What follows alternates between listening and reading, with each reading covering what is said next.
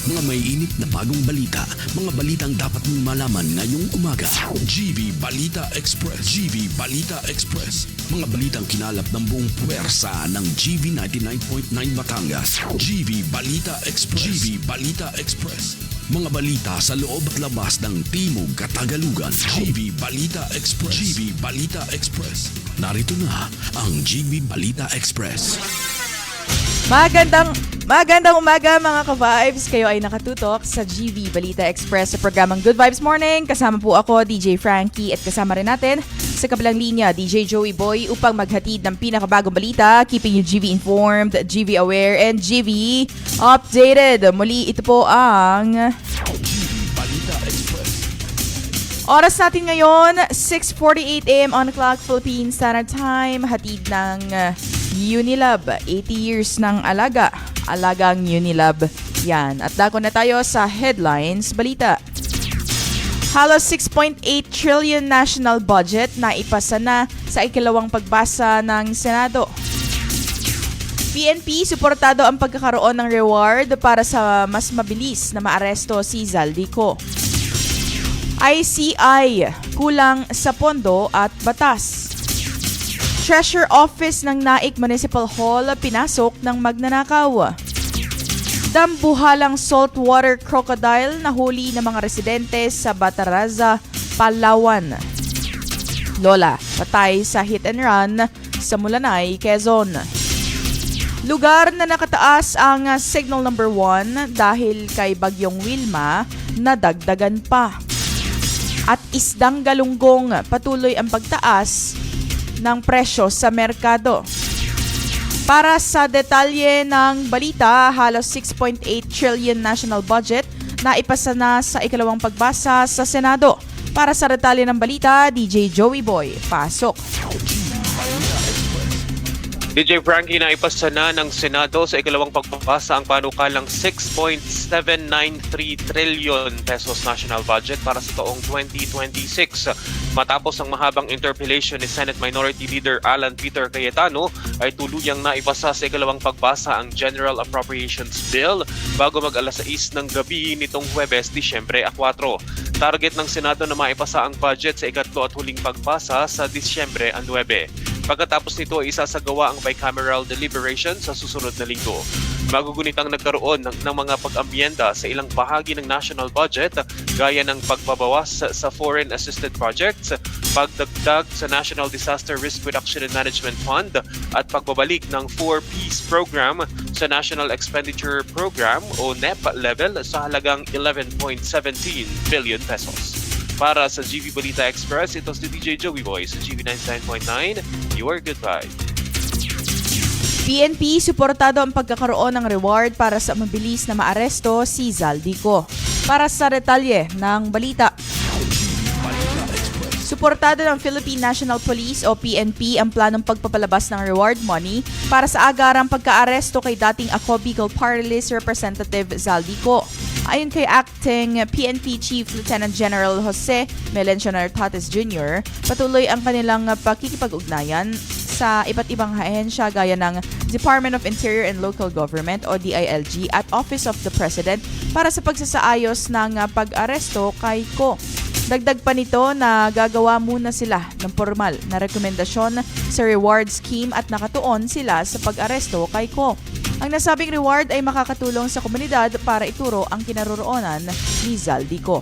Para sa GV Balita Express, ako po si DJ Frankie sa GV 99.9, your good vibes. At ICI, kulang daw sa pondo at batas. Para sa detalye, DJ Joey Boy, pasok. Ikinalungkot ng Independent Commission for Infrastructure Commissioner Rogelio Singson ang kakulangan ng budget at batas upang magkaroon ng pangil ang investigating body sa paglaban sa katiwalian sa gobyerno. Sa isang pulong balitaan, ibinunyag ni Singson na nag-ooperate ang ICI ng walang sapat na pondo simula nang itataga ito ni Pangulong Ferdinand Marcos Jr. noong Setyembre. Nananawagan rin naman si Singson sa mga mambabatas na ipasa na ang batas na magpapalakas pa sa kapangyarihan ng investigating body.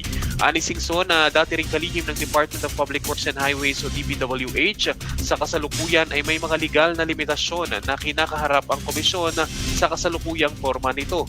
Una nang nagbitiw ang 77 anyos na si Singson mula sa ICI epektibo sa Disyembre 15. Tinukoy niya na ang kanyang edad at dinaranas na stress sa trabaho ang dahilan ng kanyang pagbibitiw. Sinabi pa ni Singson na tapos na rin naman ang kanyang trabaho sa naturang komisyon. Para sa GV Balita Express, ito si DJ Joey Boy sa GV 99.9, your good vibes. Treasurer Office ng Naik Municipal Hall pinasok na magnanakaw. Para sa detalye ng balita, nagsasagawa ngayon ng malalim na investigasyon ang Naik Police hinggil sa naganap na nakawan sa loob mismo ng Naik Municipal Hall, Kamakalawa. Patay sa ulat, alas 8:30 nitong Disyembre 1 nang madiskubre na pinasok at pinagnakawan ang Treasurer Office ng munisipyo. 2 araw ang lumipas bago i-report ng pulisya at salaysay ni Mrs. Soriano sa Naik Police nitong Disyembre at 3 lamang nila nadiskubre na napasok na magnanakaw ang nasabing opisina. Sa pagsisiyasat ng pulis, winasak ng mga hindi nakikilalang suspect ang bintana ng pantry area ng munisipyo. At dahil dito, dumaan ng papasok at dumiretso sa opisina ng treasurer at nilimas ang hindi pa mabatid na malaking halaga. Nagsasagawa ng canvassing at backtracking operations ang pulisya sa buong munisipyo upang malaman kung saan dumaan palabas ang suspect, gayon din sa mga CCTV footage sa buong munisipyo, partikular na sa opisina ng treasurer. Kinuhanan din ng fingerprints ang mga empleyado, partikular na ang mga treasurer's office para makatulong sa isasagawang investigasyon. Para sa GV Balita Express, ako po si DJ Frankie. Sa GV 99.9, your good vibes. At dambuhalang saltwater crocodile na huli ng mga residente sa Bataraza, Palawan. Para sa detalye ng balita, DJ Joey Boy, pasok. DJ Frankie, mga ka-vibes, isang 8 talampakang saltwater crocodile ang nahuli ng mga residente sa daungan ng Sitio Marabahay, Barangay Rio Tuba sa Bataraza, Palawan, Miyerkules ng gabi. Bandang alas 8 ng gabi nang mahuli ito ng Forest Protection Officer na si Raul Motehon. Matagal nang inirereklamo ng residente ang presensya ng buwaya sa lugar, lalo na matapos masawi ang isang mangingisda kamakailan dahil sa pag-atake. Ayon sa mga residente, madalas umanong lumalabas ang buwaya tuwing high tide at lumalapit sa mga kabahayan na nasa ilalim ng tulay. Ignuwento ng mangingisdang si Alfonso Rojas na napilitan silang pumilos dahil umano sa paglamo ng buwaya sa mahigit 15 aso sa kanilang lugar. Iniulat na rin ito sa Palawan Council for Sustainable Development staff para sa agarang aksyon at posibleng rescue operation. Para sa GV Balita Express, ito si DJ Joey Boy sa GV 99.9, your good vibe.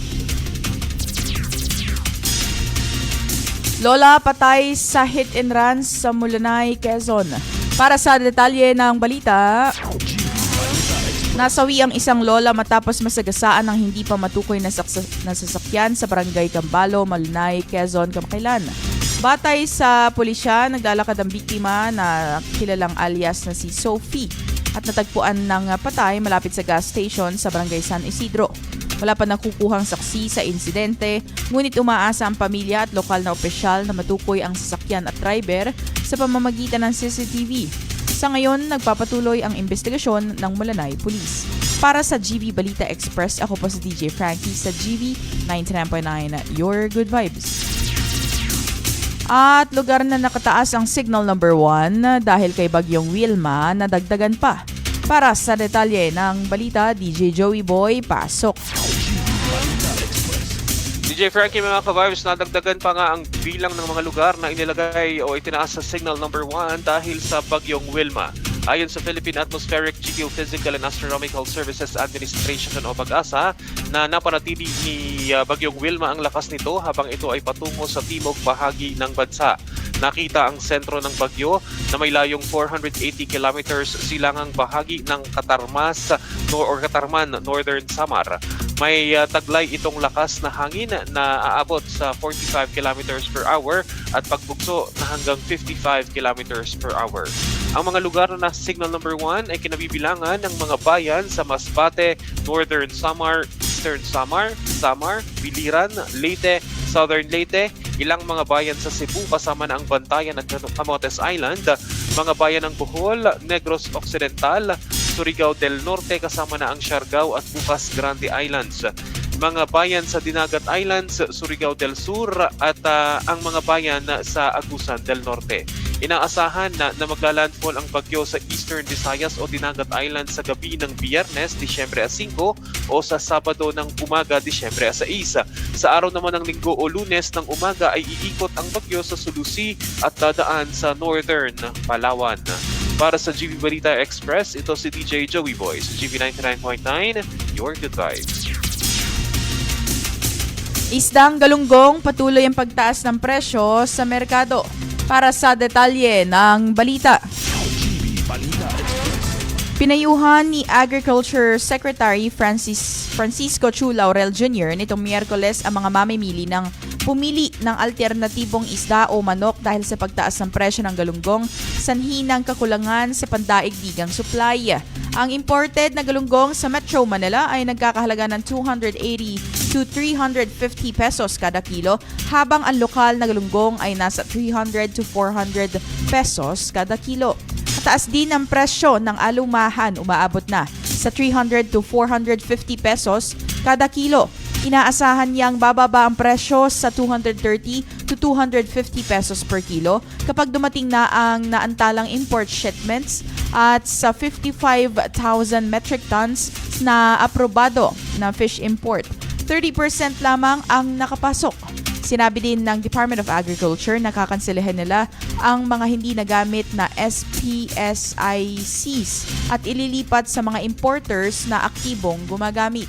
Para sa GV Balita Express, ako po si DJ Frankie sa GV 99.9, Your Good Vibes. At yan ang kabuuan ng balita hatid sa atin ng Lipa Medics Medical Center. You may follow them on their Facebook page, Lipa Medics Medical Center, their Instagram at Lipa Medics Medical Center, and you may check out their website, lipamedics.com. Ako po si DJ Frankie at kasama natin si DJ Joey Boy sa kabilang linya upang maghatid ng pinakabagong balita, keeping you GV informed, GV aware, and GV updated. God bless everyone. Today is December 5, 2025, 7 a.m. on the clock, Philippine Standard Time. Manatiling nakatutok dito lamang sa the most influential Good Vibes radio station. Ito po ang GV 99.9, Your Good Vibes. GV Balita Express. GV Balita Express. Mga may init na bagong balita. Mga balitang dapat mong malaman ngayong umaga. GV Balita Express. GV Balita Express. Mga balitang kinalap ng buong puwersa ng GV 99.9 Batangas. GV Balita Express. GV Balita Express. Mga balita sa loob at labas ng Timog Katagalugan. GV Balita Express. GV Balita Express. GV Balita Express.